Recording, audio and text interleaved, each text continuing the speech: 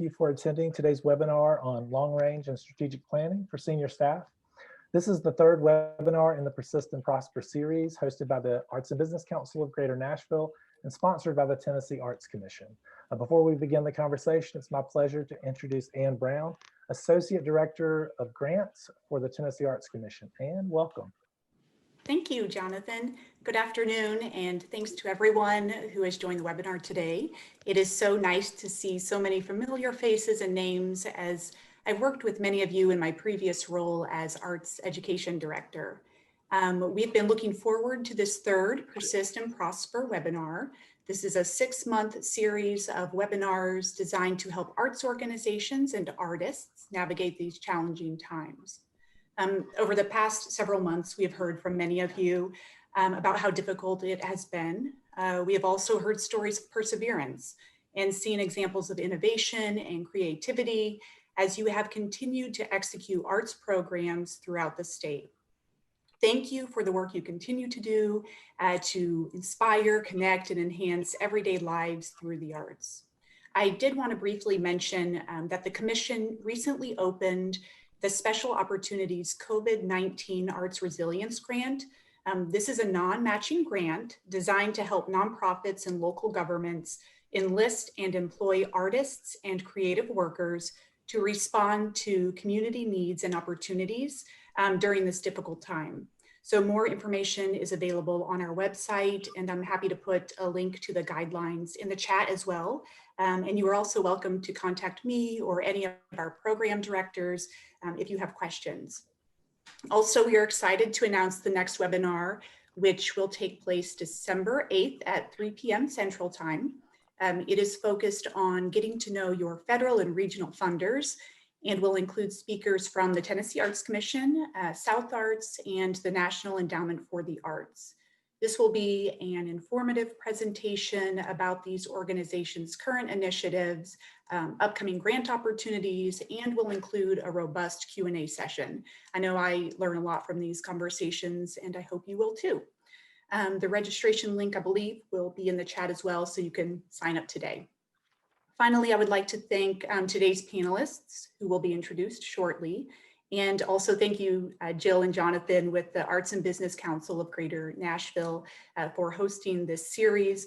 Your expertise in designing and delivering webinars has really made this project possible.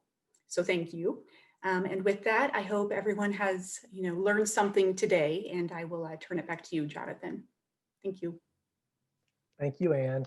And thank you to the Tennessee Arts Commission for sponsoring this series, where we bring together arts and cultural leaders from throughout the state to share what they've learned while managing this ongoing pandemic and the economic and social impacts on the arts and culture sector throughout Tennessee.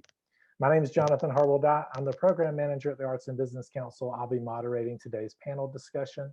And I'm going to begin by welcoming and asking each of our panelists to introduce themselves. Elizabeth, we'll start with you if that's okay.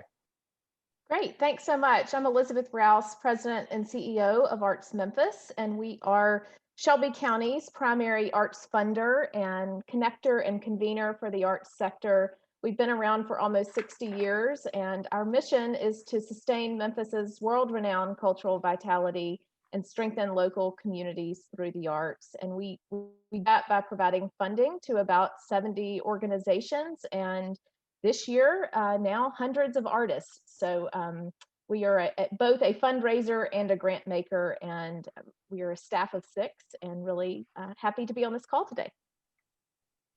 Thank you, Elizabeth. Kiran, will you introduce yourself next? I will. Thank you so much, Jonathan. And first of all, greetings from East Tennessee, from Jonesboro. And it's wonderful to be with you all, for my friends and colleagues across the state and beyond, and hopefully people from beyond too. So I'm tuning in here right now from the International Storytelling Center, which is the organization that I oversee as the president of the institution. And we're an organization that's nearly half a century old. We're 48 years old, and we are well known for our big flagship, the National Storytelling Festival, which fills up historic Jonesboro with about 11,000 people every 3 days of the year. But throughout the year, we do a lot of work in applied storytelling and year-round program, internationally, nationally. and in our region itself. Our mission is to build a better world through the power of storytelling, and we do that through multiple different ways, but I will go into that. But it's wonderful to be with you all. Thank you, Kiran. And Jill, will you introduce yourself, please? Yes, happy to. Good afternoon, everybody. My name is Jill McMillan Palm, and I am the Executive Director of the Arts and Business Council of Greater Nashville. And relative to the other panelists, the Arts and Business Council is actually a pretty new organization. We're only about 14 years old. And what we do is we leverage and unite the unique my brain just died. Oh my gosh. We leverage and unite the unique properties of the arts and business communities to cultivate a thriving, sustainable, creative community in primarily the greater Nashville region, but we do have a few statewide programs, like now, especially our education webinars and our volunteer lawyers and professionals for the arts program, which provides free legal and business assistance to artists and arts organizations, both for profit and nonprofit. So we really provide the education, resources, and opportunities that artists and arts organizations need to thrive in their creative journeys, wherever they may be in that life cycle. Thank you, Jill. All right, we're going to start off this conversation with a short presentation. I'm going to present some data from the Americans for the Arts.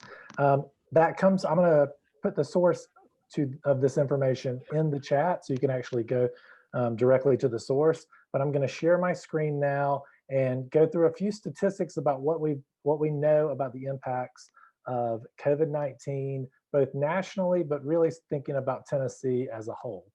The first of that is the total economic impact for the entire US to date is $14.1 billion in economic impact caused by the COVID pandemic on the arts and culture sector.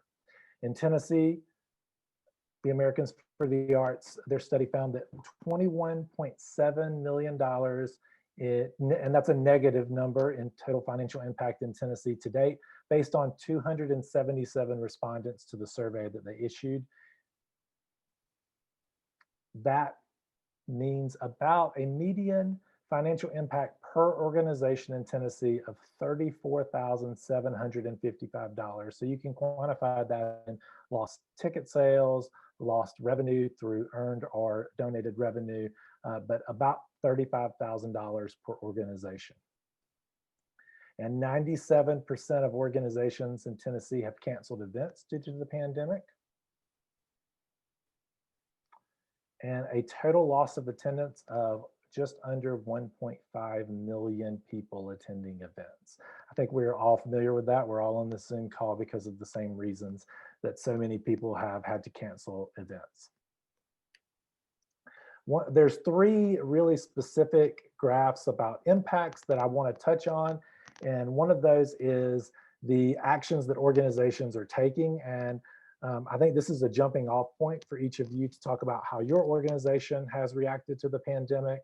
And so looking at this, you can see that the number one thing that organizations have done as a result of coronavirus is increased their online presence. They've dipped into financial reserves. They've laid off or furloughed artists or the creative workforce. They've reduced salaries or payroll. They've had to do layoffs or furloughs. They've had to do hiring freezes. As you can see, it's been across the board, a lot of change in the industry.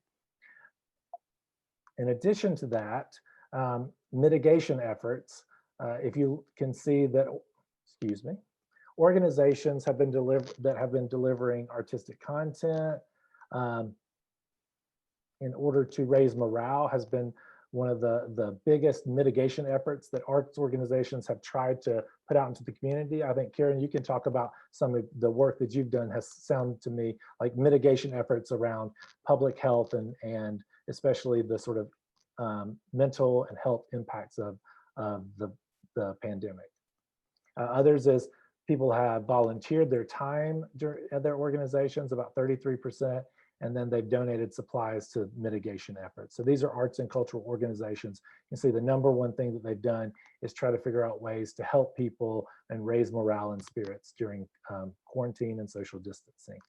And then finally, these are the sort of the longer term impacts or the impacts that the field is seeing Americans for the Arts found that the biggest sort of concerns moving forward is reduced philanthropic giving, limited savings or cash reserves, canceled contracts, inability to make payroll, inability to pay bills, just a huge financial impact. And so looking at this sort of overall view of the field, these are specific numbers related to Tennessee-based organizations. I kind of want to start off by talking about, we've talked about it, like these are national and statewide issues. I'm interested in what your experiences with your organization, do they align with these other experiences that you're seeing here? And Kiran, I'll start with you because I think you have some really great stories to tell about the work you've done in terms of public health and the response to COVID. So I'll stop sharing my screen and we'll kind of kick it off with that question. Sure. I mean, would you like me to sort of go into more for how did we react to the pandemic right from the start, or would you like me to go into more details? No, you can go right from the start and we'll dig in as we go. Okay, well, I mean, I guess, you know, if I was to go back to 6 months ago and imagine where we were and what we went through and the feelings, and, you know, luckily I keep a journal, so I write the stuff down, right? And, you know, I kind of think about it as a little bit as like, it was winter come quicker. It was the dark season. And what do you do in a dark season? You light a fire, you create light, you huddle together, you find your community. You share stories and you rediscover your values in those stories, your beliefs, your traditions. You discover your teachers. You discover your skills. And then you figure out what other fires are you part of. So I thought about that right from the beginning, and I kind of like to apply that to how we responded, because how I respond is going to be different to how my team responds or how my colleagues respond. We're all going to respond differently. Our stories are very different. Our webs are different. Our approach to anxiety and stress and survival is different. So what we did initially was figure out our own fire. And so rather than having, you know, meetings every couple of weeks, we went straight away to team meetings twice a week. And we will navigate through this process together because that's your immediate fire. And understanding who are our teachers, what are our skills, what are our needs, what's our safety of our team. Initially, many of my staff got children, and that's important. You know, you're not just a professional, you're a human. And all these things are really important in a time like this.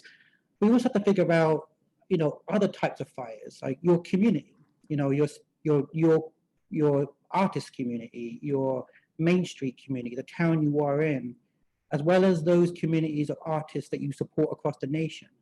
So, you know, I like to think going right back to any type of survival is the indigenous practice of mutual aid and mutual cooperation, because it's something that has survived crises throughout human history. And the way you do that is you offer what's your gifts and how you can cooperate. And the idea that we're in it together is true. It's a value. And so we started to really think about that right from the beginning. And around that fire and that huddle, we divvied up the tasks. One person paid specific attention to all the recovery grants, any opportunity that was out there, 24/7 pretty much, a senior staff member, so we're working a lot. One person paid attention to community needs. What do teachers need? What do parents need? What do our community need? Other staff members paid attention to our partners and our networks. One included our local healthcare system. What are their needs? How can we use our facility as a space for helping in the crisis? And one of the things that did happen from that was our healthcare 21 hospitals reached out to us and said, can we use the stories from the festival to provide comfort as we make the announcements of what our challenges are? And absolutely. So we provided that, but then we went a bit further. And then we, you know, as all this stuff was happening, we also kind of, you know, responding to the needs, figuring out the grants, applying for CARES Act and PPP loans and all the other things that we really needed to do, which is, you know, draining, but it's important.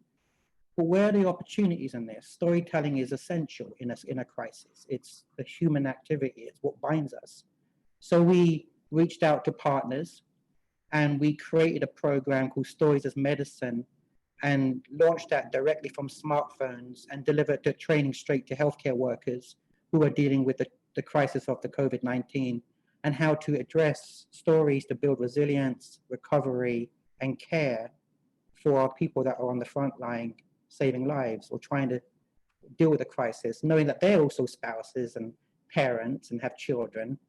And that particular program ended up being one of our programs now that is now generating income, because we're able to deliver it across the country and in Australia, and as part of a bigger program at 300 healthcare workers, and it's generating about $11,000. But it's also been submitted for grants, and Robert Wood Johnson Foundation's been shortlisted for a grant with them. But it's also been helping us to tell our story, and I think that's really, really important. You have to kind of, in that huddle of the fire, you have to go back to who you are and why you exist. Storytelling is the oldest form of communication. It's how we, it's so important to who we are as a people that we have to go back to how we can use it to help people evolve, how it can support our communities, but also tell our own story in that particular way, and rethink and take that time to reframe what are your values in terms of your programs. And so committing to that excellence of delivery and taking that time to do it, and making sure that artists are central to any of that delivery. I mean, that's some of the stuff. I could probably go on, but let me just, I ramble, so just stop me there. Well, no, Kiran, thank you. I think you touched on a lot of the things that we're going to talk about as we go through. Jill, I'll go to you next. Will you talk about it from the Arts and Business Council perspective, the impacts of the pandemic, and touch on that? Sure. So first, I want to say that in reviewing that data that you went over, from the entire state, we're definitely seeing those same impacts here in Middle Tennessee. And that was one of the first things that we started to do. Kiran, you were talking about huddling around that fire and figuring out your webs and your networks. And I really like that metaphor, because that is really what we tried to do when we started getting questions from our constituents and all of this uncertainty was flying around. One of the things that we did was we said, okay, who are our partners? Who can help us navigate this uncertainty? So what we did, one of our big programs is our education program. And so we scrapped our entire education program for the month of March and started doing a series of CARES Act webinars, and pulled volunteers from our programs that had various expertise areas in the law and in finance, and started doing a series of CARES Act for the creative community webinars to help people navigate PPP loans, EIDL opportunities through the Small Business Administration, and other relief options like unemployment, pandemic unemployment assistance, because for the first time, freelancers and nonprofit organizations were eligible for these types of support. And not knowing how to apply for those was very scary, but people didn't want to miss out on those opportunities. So we were very grateful that we had a very nimble network that we were able to tap into. And very much like this series of webinars, we listened to our funders, we listened to our partners, we listened to our constituents, we listened to our board, we listened to our staff, and said, what are the questions that are out there and how can we help answer those? And maybe if not answer them, just get people together to start talking about them so we all feel less alone and we can strengthen those networks as we navigate this uncertainty together. So that's been a really interesting way in which we've handled our programming over the last 6 to 8 months, is by being very in tune with the people we serve and going back to our core mission of why do we exist and how can we be in best service of that mission to make sure that we're not overstepping or chasing something totally new to survive.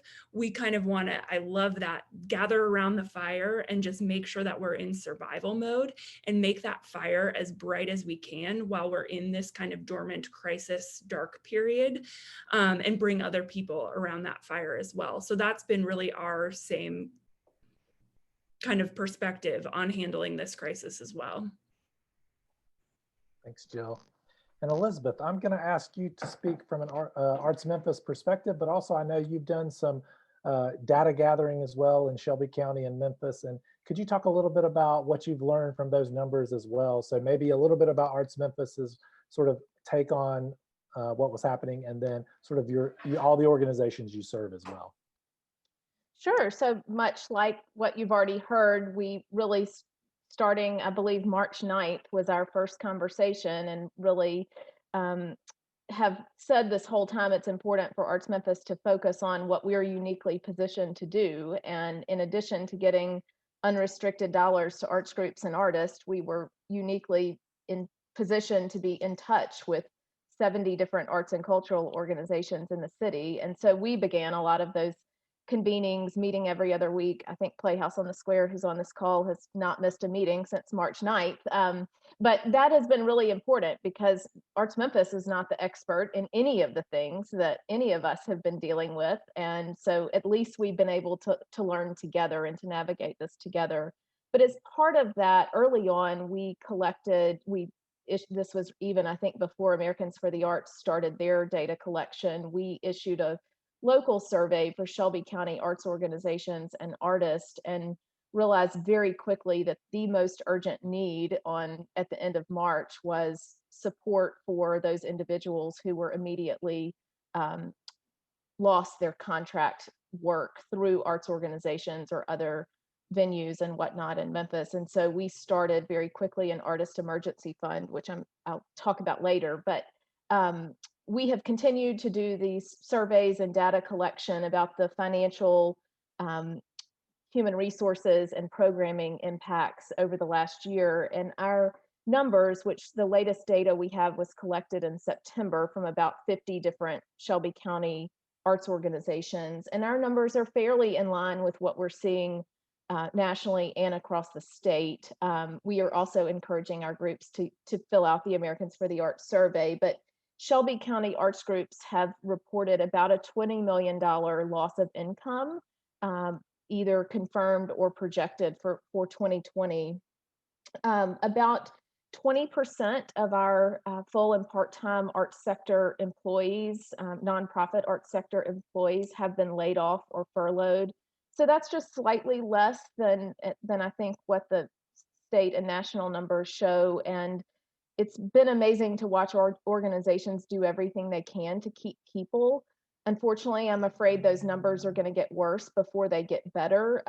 But so far, we've had about 260 positions or so impacted due to furloughs or layoffs.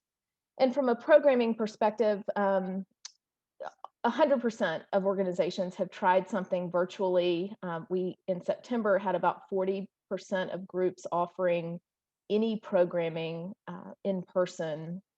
But the thing about those virtual events is, as of September, while huge percentages were offering them, only about 24% were earning any revenue from virtual arts experiences. And so that's something that we know we all have a ways to go in figuring out. But like what we've heard across the state, I think our arts organizations, because they were already in many cases embedded in communities, they were almost, I think I heard someone say yesterday, second responders. I mean, they were the ones who were making sure their students and their people who were involved in their programs had food. And then, we were all focused on theaters, making masks and things like that. And so certainly we were all focused on those sorts of things early on. But then it's been just as important for those organizations to stay connected with their folks in their neighborhoods, in their programs, by offering these arts experiences throughout. So it's been really inspiring and amazing to see how creative people have been in trying to maintain connection and reach folks who really, we can all use the arts right now. Certainly. Jonathan, if I could just jump in quickly, I wanted to actually commend Elizabeth and ArtsMemphis for their nimble and quick response, because we at the Arts and Business Council also started an artist relief fund using your fund as somewhat of a template and blueprint for setting that up, and seeing what a great response you all had. We had some funders contact us and say, how can we get this started? And so using your blueprint and, some other organizations that had started similar funds, we were able to do a Greater Nashville Artist Emergency Relief Fund to respond to that same need of all of the creative workforce that had been let go in the previous month. We launched ours in about mid to late April. So just wanted to give you props while we were on this call for your team being really, really great. Well, the people who deserve the props are Colleen and Tracy, who are both on this call. And I will say in those early days, we had no idea what we were getting into, but we've learned a lot. And it's, you know, I'll talk more about how that's impacting ArtsMemphis long term, but I'm glad it was useful. Yeah, thank you. Absolutely.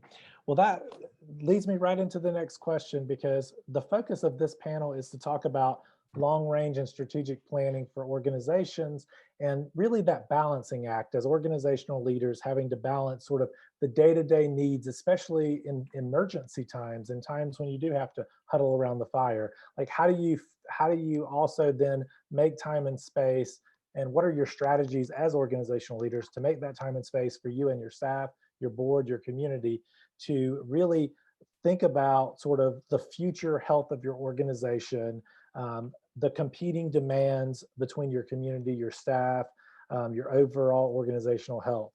What are your strategies for that? And Kiran, I'm going to start with you. I love the analogy about the fire, but tell me a little bit about how you huddle around the fire, but you also look to the future. Yeah, thank you. I think, you know, there's an element of many different things. I think there's an element of continuity and change.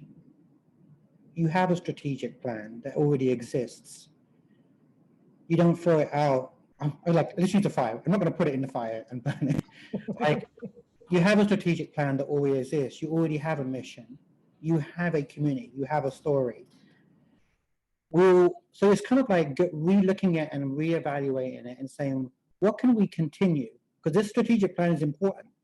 Because when you break down your vision, your mission, your values, your strategic goals down to your programmatic objectives, there's a reason for it. And there's a reason why increasing programmatic activities for children is important, or working with underserved populations, or trying to enrich the lives of at-risk youth.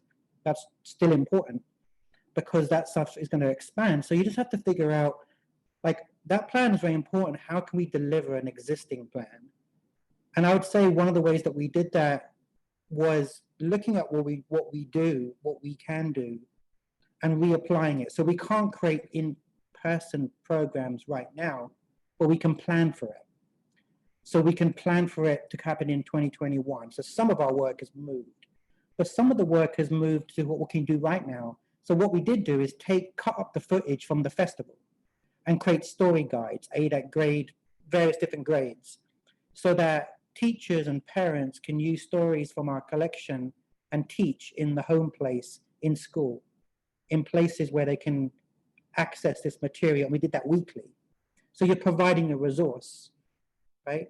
But at the same time, you're thinking about through that process, but you're also responding to now as well. And that's where what we would do in the now moment is those two twice a week meetings. We kept a Google Doc.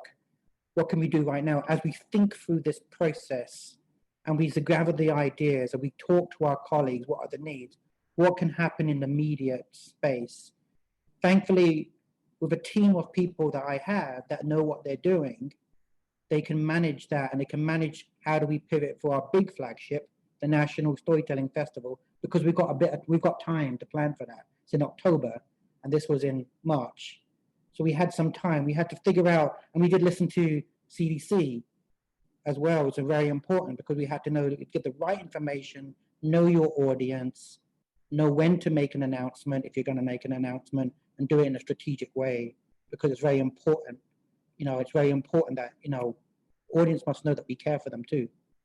But in the same time, what can we do in the most immediate? And then what we're also thinking about is, what can we begin now? What is our potential? What can we build upon that is relevant? And that included developing our digital programs. And part of that huddling the fire on a bigger network scale was thinking about initiatives that we could see coming to the surface through the Americans for the Arts, through National Folk and Arts traditional calls, through the NEA town hall meetings, and keeping an eye out. And through that emergence came a WPA partnership. And we've, you know, partnered with an organization in New York to be able to create a WPA arts and writers inspired program, which we're now delivering, and we're also creating revenue from. Do you know what I mean? So it can be expanded, and there's things that we can respond into now. And there's an element of innovation and experimentation and trying new things out. Because if you do, just in the same way Elizabeth had an immediate response and Jill was able to replicate something that exists, that's mutual aid. And so if you can create something that other people can replicate and support others, but also you can use it to be able to think about 2021, 2022, 2023, and be able to support the communities around you. So, but in and amongst all that, it was already time to create the next 3-year plan anyway. So we'd already begun the process. So when the whole board and my team are looking at the current strategic plan and thinking, responding to the needs, but also creating this pivot statements. What can we do in the media? What's our messaging in the moment? What does the community need now, today, next week, in a few months? And trying to anticipate that as well. What are they going to need in 6 months' time? And anticipating, we've thought about the elections, the tension around that. We thought about what happens if this happens. And so what we did is created a program, what would usually happen in the summer, but move it to the winter because it's post-elections and it's dark. And we know it's a prediction that communities are going to need this right now. And that's proven to work. So yeah, I think a lot of it was, in that response and kind of getting an assessment.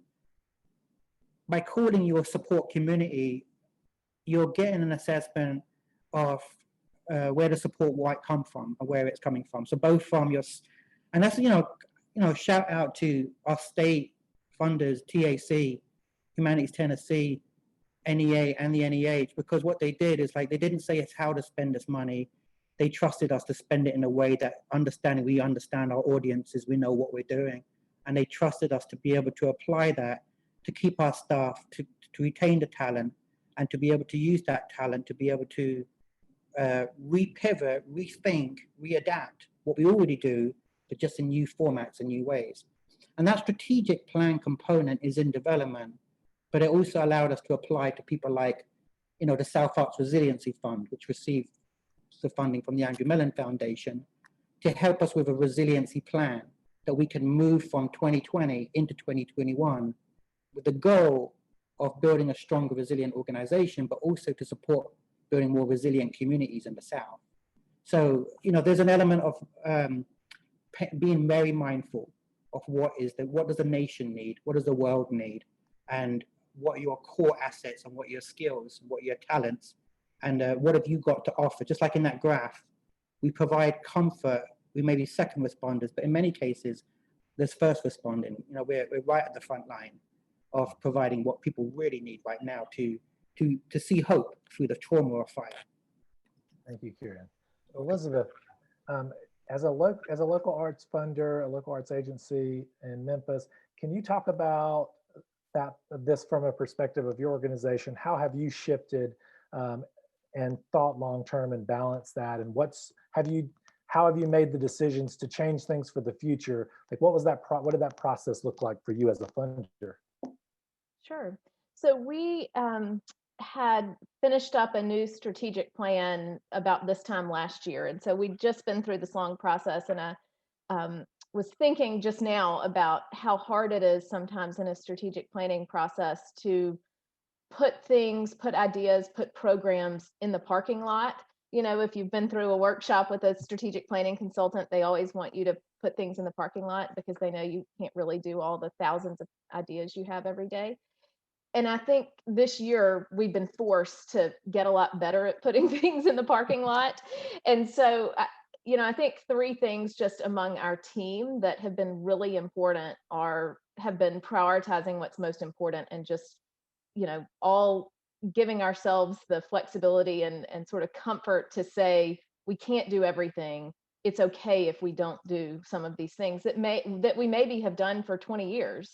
So that has been really important. Another thing that's been really important is just our communications. And, I think from day one, making sure that as a staff, we were talking to each other, that we were talking with our donors and our grantee partners so many more times than we ever were before. And so that's been really important. And then also this I'm not sure when this happened, but at some point, maybe this summer, I feel like we got to a place where we stopped thinking about when things were going to get back to normal and started thinking about, what does the next normal look like? Because I don't believe that there will ever be a time that things will look like they did in February 2020. And so I think that's been really key. As far as the first point I mentioned on prioritizing what's most important, as I mentioned, the most urgent need we heard in the spring was around individual artist support. And actually in our strategic plan, we had a long-term goal of increasing our artist support. We had one grant program to support 5 artists a year, and it was really important, and it was a goal of ours. It was only for visual artists, and our goal was to grow that for artists of all types and to really increase our funding.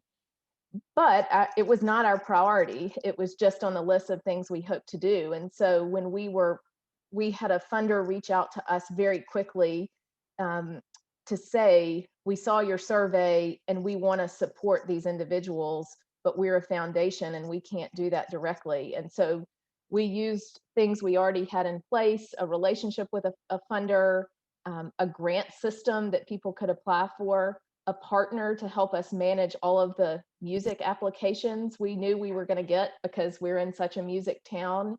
And so we really relied on those things, but it has helped us. And there were some hard days on getting through the day of reviewing hundreds of applications and figuring out, how are we going to pay individuals. It was a lot more complicated than paying organizations.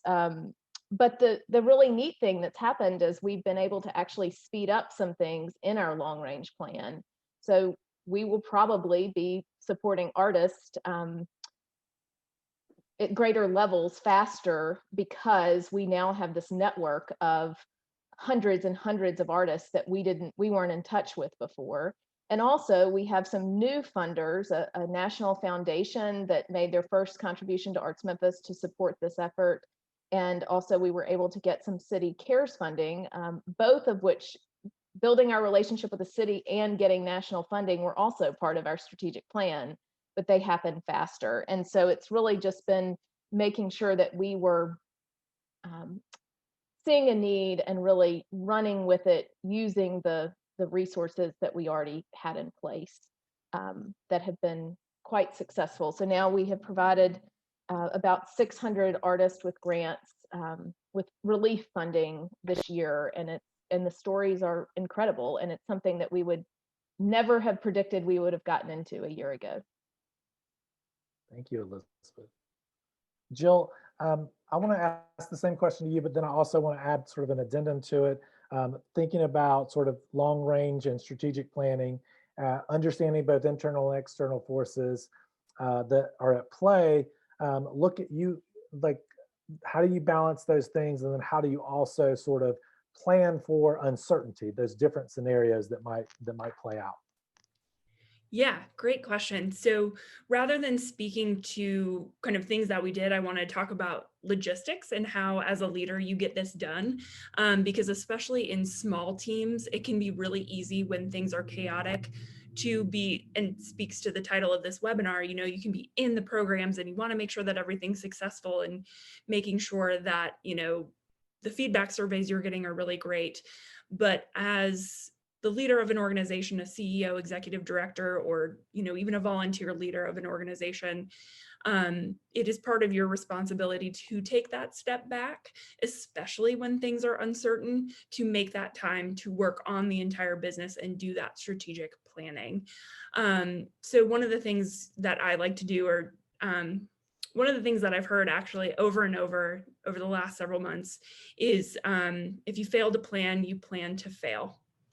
And so if you're not taking that time to look at your strategic frameworks and look at your strategic plans, especially if you don't have one, it's definitely time that you should make one, to think about these key values of your organization. What do your webs of partnerships look like? What are the key needs of your community that your mission is serving? So one of the ways logistically that I do that, just in a very practical sense, is We have bi-weekly staff meetings, but I also have a weekly check-in call with my board chair just to make sure we're on track and talk about some of these bigger issues that we may not be able to address in committee meetings or board meetings.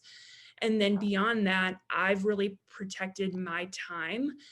So I keep 1 day a week meeting free. So because I also serve as our organization's director of development, I do a lot of our fundraising and grant writing. That allows me the time to work on those larger, deep work projects where, you know, I'm not getting interrupted by phone calls or meetings, and I have that time to step back and give some really critical strategic thought to a lot of these decisions that we're making. And so when it comes time to make those decisions, I'm not caught off guard and making a knee-jerk emotional reaction. I've actually given some time to collecting the data as much as I can, you know, and figuring out what those need to know things are for making a decision. But as I was thinking about this webinar, I realized back, you know, in March, April, when we realized that this was going to be going on for a while and it was going to change a lot of things about our organization, I actually wrote down a strategic framework that I've been using to make decisions, and I thought it would be helpful to share here. It's just kind of a 5-question system that I came up with that I really go back to when these big hairy decisions come up. So the first one is protecting the interests of our constituencies and serving our mission. The second is do no long-term harm and don't do anything in the short term that's irreparable when the crisis is over.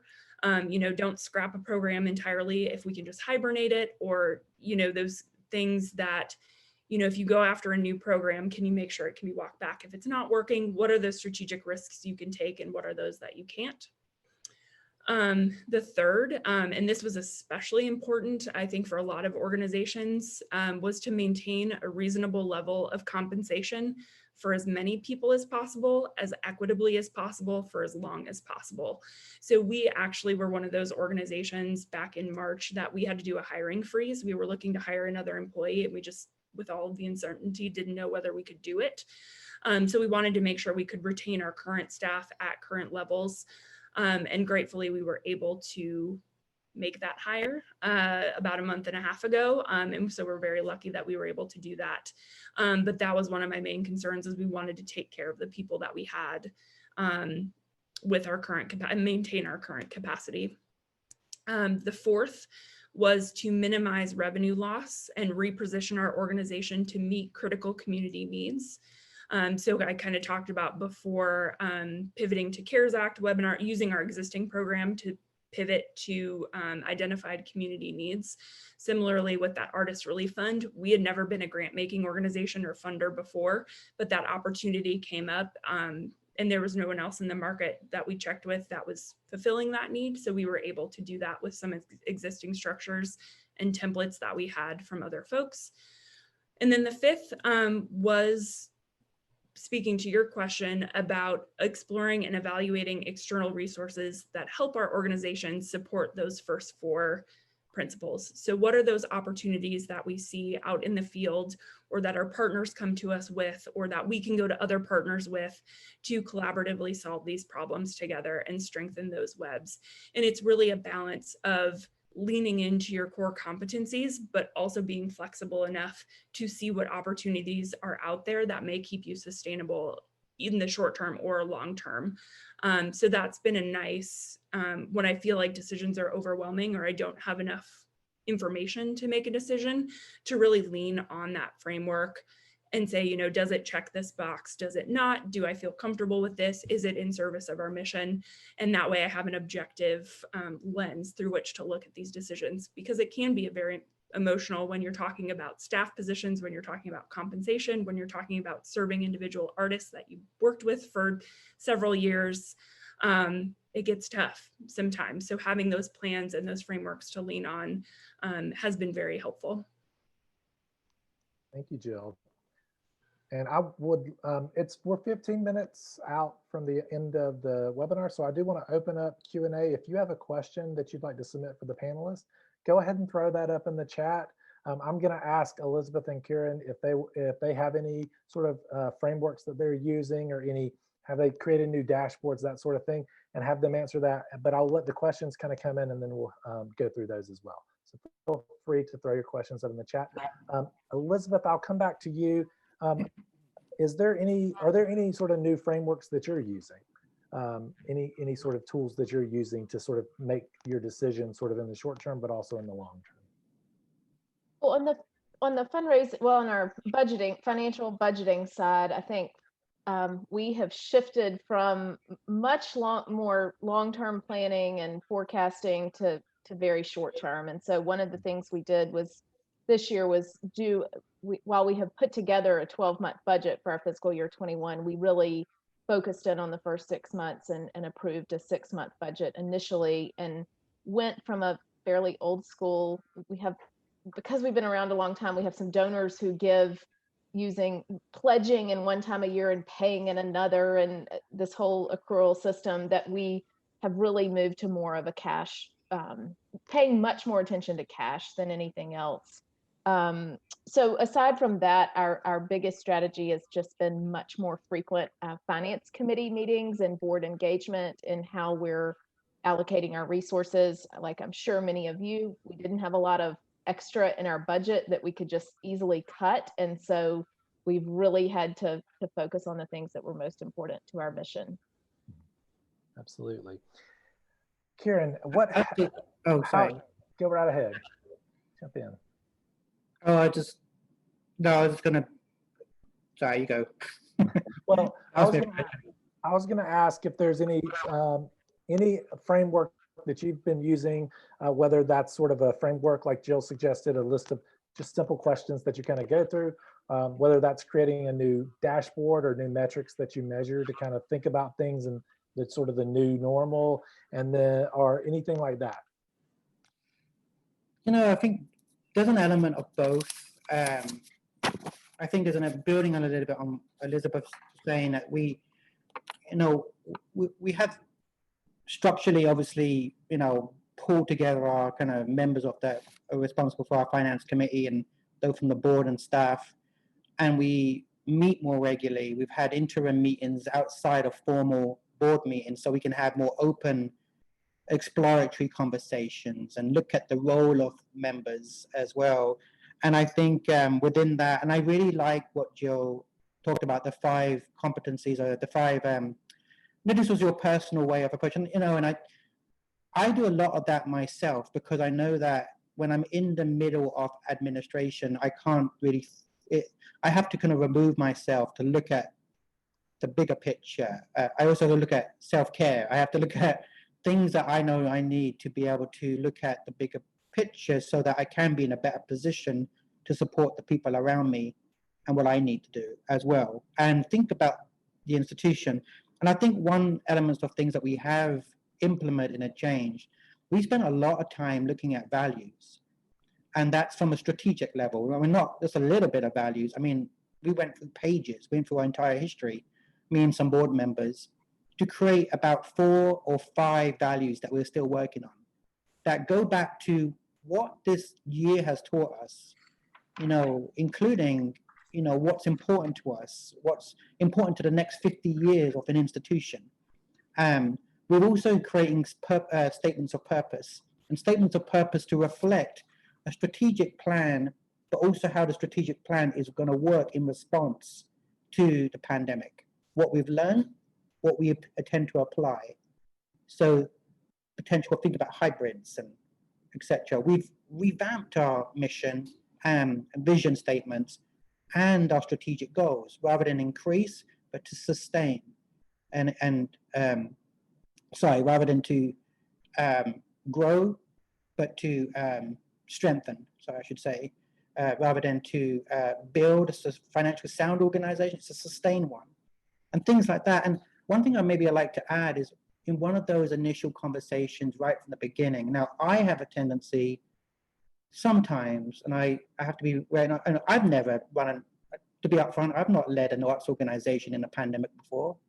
I've been in other crises, but I've never done it. I'm going to make mistakes, right? I'm not some superhero, and And I don't think any of us have. You know, we're doing things for the first time. We're going to make mistakes. Let's figure it out. Let's write them down. Let's learn from it. That's evolving. But one of the things that I think has been beneficial, and writing down those mistakes, reflecting upon them, was maybe going too fast. And I know that me, like, as a, I don't know, maybe I'm a little survivor kid, but I go very fast sometimes, and I got to slow down. And one of the things that one of my staff members reminded me, and it was a really beautiful, in one of those initial conversations in those first weeks, and she referenced her own faith organization, a Presbyterian church. And she kind of gave this example at a team meeting about when we talk about how do we respond, let's do it quick, quick, quick. And that's what I wanted to do. But she was going to slow down. And the reason why, she explained that during the Hurricane Katrina, when many aid organizations rushed in, the one that was criticized was the Presbyterian Disaster Relief Organization.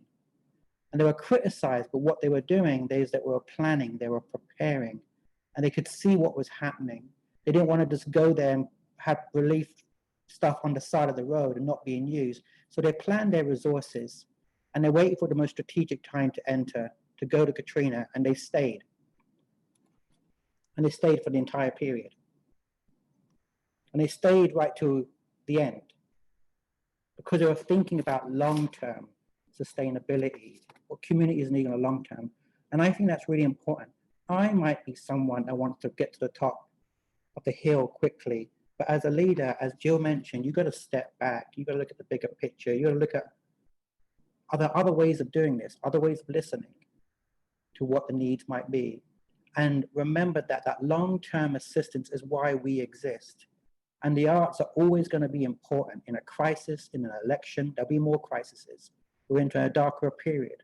Our nation's divided, and the arts matter more now than ever before. And we are at the beginning, at the front line of helping to restore the comfort and understanding and the story of the potential we have the potential to be. That's our longer term vision. We're helping a nation understand its own story and who it can be. And that's the longer term plan. And that's the self-reflective stuff that I have to keep reminding myself when you come back. Every day matters and every objective matters. And we can apply that through smaller steps. Thank you, Kiran. That's welcome. Incredible. And I think that now we've got a couple of questions in the chat, and the way I'm going to do this, I'll read the questions, and then any panelist that wants to respond, feel free to do so. And we'll run through. There's a couple of questions. The first one is from Michael Detroit with the Playhouse on the Square. It says, speak to the importance of collaborative discussions with and events between arts groups and cross-sector collaborations. So anybody that would like to jump in, go right ahead.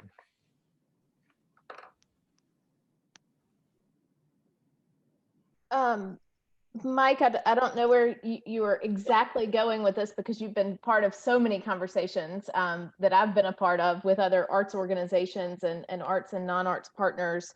I think one thing that's been really important in Memphis has been a continuing conversation with the Shelby County Health Department. So arts organizations coming together at once to ask questions about reopening. But on a little bit different note, there was a great success story last week that happened in Memphis with our Wolf River Conservancy. It's a nonprofit here, and they had a huge annual fundraiser that was virtual. And they were able to feature, I think, 3 arts organizations as part of their program.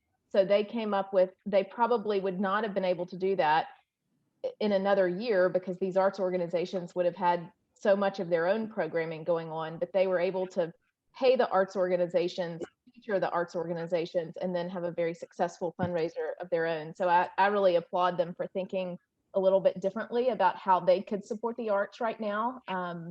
And feel free to look it up if you want. It was a great event. Thank you, Elizabeth.